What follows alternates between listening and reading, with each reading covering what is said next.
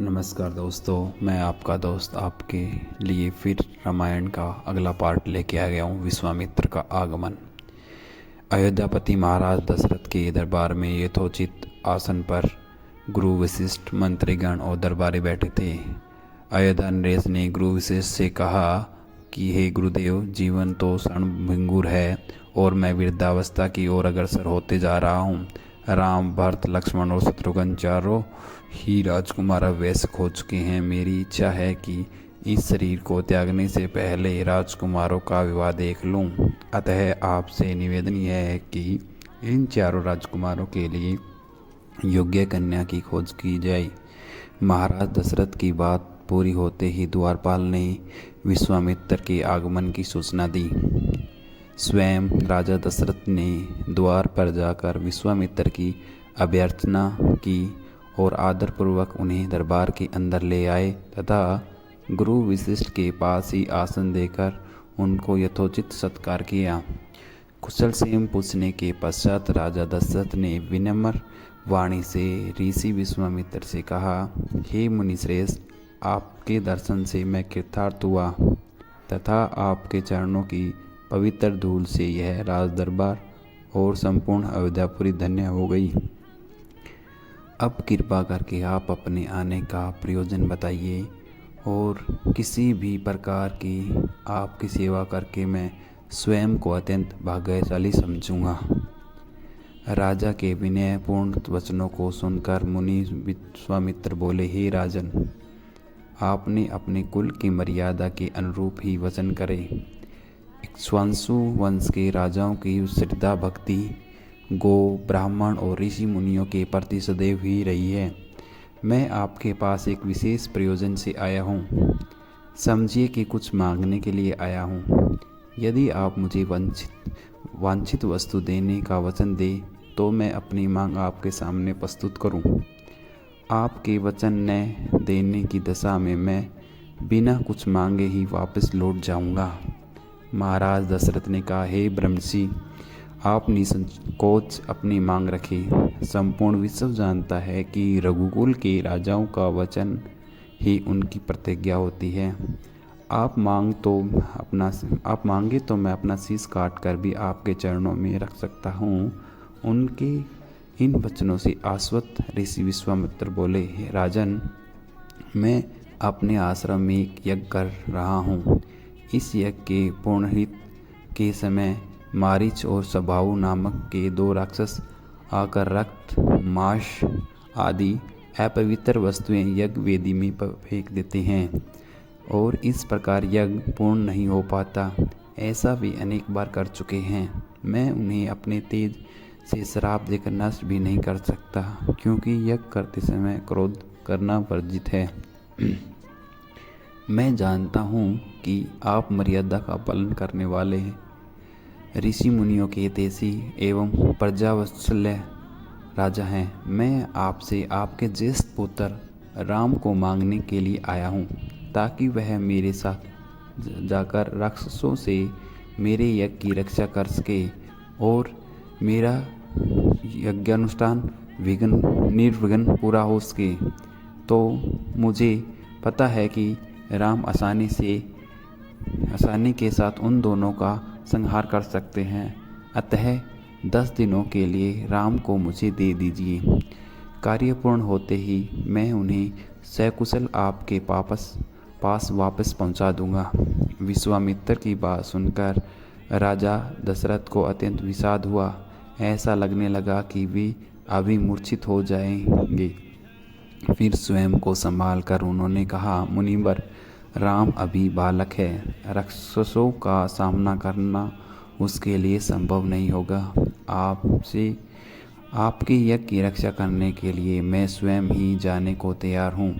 विश्वामित्र बोले, राजन, आप तनिक भी संदेह न करें कि राम उनका सामना नहीं कर सकते। मैंने अपने योग बल से उनकी शक्तियों का अनुमान लगा लिया है। आप निसंक होकर राम को मेरे साथ भेज दीजिए।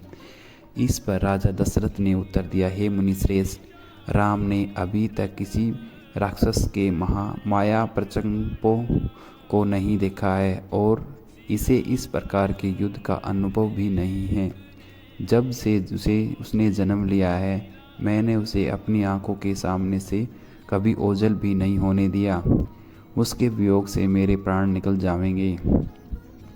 आपसे विनय है कि आप कृपा करके मुझसे सैन्य चलने की आज्ञा दें। पुत्र मोह से ग्रसित होकर राजा दशरथ को अपनी प्रतिज्ञा से विचलित होते देख महर्षि विश्वामित्र आवेश में आ गए। उन्होंने कहा, राजन, मैं नहीं जानता था कि रघुकुल में अब प्रतिज्ञा पालन करने की परंपरा समाप्त हो गई। यदि जानता तो मैं कदाचित नहीं आता। लो, मैं अब चला जाता हूँ। बात समाप्त होते होते उनका मुख क्रोध से लाल हो गया। विश्वामित्र को इस प्रकार क्रोध होते देखकर दरबारी और मंत्रीगण भयभीत हो गए और किसी प्रकार के अनिष्ट की कल्पना से वे कांप उठे। गुरु वशिष्ठ ने राजा को समझाया, हे राजन, पुत्र मोह से ग्रसित होकर रघुकुल की मर्यादा, प्रतिज्ञा पालन और सत्यनिष्ठा को कलंकित मत कीजिए। मैं आपको परामर्श देता हूँ कि आप राम के बालक होने की बात को भूलकर एवं निसंग होकर राम को मुनिराज के साथ भेज दीजिए। महामुनि अत्यंत विद्वान, नीतिपूर्ण और अस्त्र और शस्त्र के ज्ञाता हैं। मुनिवर के साथ जाने से राम का किसी प्रकार से भी अहित नहीं हो सकता। उल्टे वे उनके साथ रहकर शस्त्र और शास्त्र विद्याओं में अधिक निपुण हो जाएंगे तथा उनका कल्याण भी होगा। गुरु वशिष्ठ के वचनों से आश्रित होकर राजा दशरथ ने राम को बुलावा भेजा। राम के साथ साथ लक्ष्मण भी वहां चले आए। राजा दशरथ ने राम को ऋषि विश्वामित्र के साथ जाने की आज्ञा दी। पिता की आज्ञा शिरोधार्य करके राम के मुनिवर के साथ जाने के लिए तैयार हो जाने पर लक्ष्मण ने भी ऋषि विश्वामित्र से साथ चलने की प्रार्थना की और अपने पिता से भी राम के साथ जाने की अनुमति मांगी। अनुमति मिल जाने पर राम और लक्ष्मण सभी गुरुजनों से आशीर्वाद लेकर विश्वामित्र के साथ चल पड़े। समस्त अयोध्या वासियों ने देख कि धीर गति से जाते हुए मुनिश्रेष्ठ विश्वामित्र के पीछे पीछे कंधों पर धनुष और तरकस में बाण रखे दोनों भाई राम लक्ष्मण ऐसे लग रहे थे जैसे मानो वर्मा जी के पीछे दोनों अश्विनी कुमार चल रहे हो। अद्भुत कांति से युक्त दोनों भाई लोहे की त्वचा से बने दस्ताने पहने हुए थे। हाथों में धनुष और कटी में तीक्ष्ण धार वाली कृपाणें शोभामान हो रही थी। ऐसा प्रतीत होता था मानो स्वयं सूर्य ही शरीर धारण करके चल रहे हो। लता विटपों के मध्य से होते हुए 6 कोस लंबा मार्ग पार करके वे पवित्र सरयू नदी के तट पर पहुँचे। मुनि विश्वामित्र ने स्नेहयुक्त मधुर वाणी में कहा, हे वत्स, अब तुम लोग सरयू के पवित्र जल में आचमन स्नान आदि करके अपनी थकान दूर कर लो, फिर मैं तुम्हें प्रशिक्षण दूंगा। सर्वप्रथम मैं तुम्हें बला और अति बला नामक विद्याएं सिखाऊंगा। इन विद्याओं के विषय में राम के द्वारा जिज्ञासा प्रकट करने पर ऋषि विश्वामित्र ने बताया कि ये दोनों ही विद्याएं असाधारण हैं। इन विद्याओं में परंपरागत व्यक्तियों की गिनती संसार के श्रेष्ठ पुरुषों में होती है। विद्वानों ने इन्हें समस्त विद्याओं की जननी बताया है। इन विद्याओं को प्राप्त करके तुम भूख और प्यास पर विजय पा जाओगे। इन तेजों में विद्याओं की सृष्टि एवं स्वयं वर्मा जी ने की है। इन विद्याओं को पाने का अधिकारी समझकर मैं तुम्हें इन्हें प्रदान कर रहा हूँ। राम और लक्ष्मण के स्नानादि से निवृत्त होने के पश्चात विश्वामित्र जी ने उन्हें इन दीक्षाओं की शिक्षा दी।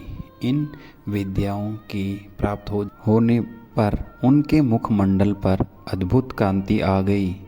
तीनों ने सरयू तट पर ही विश्राम किया। गुरु की सेवा करने के पश्चात दोनों भाई तृणशैया पर सो गए। आज का एपिसोड यहीं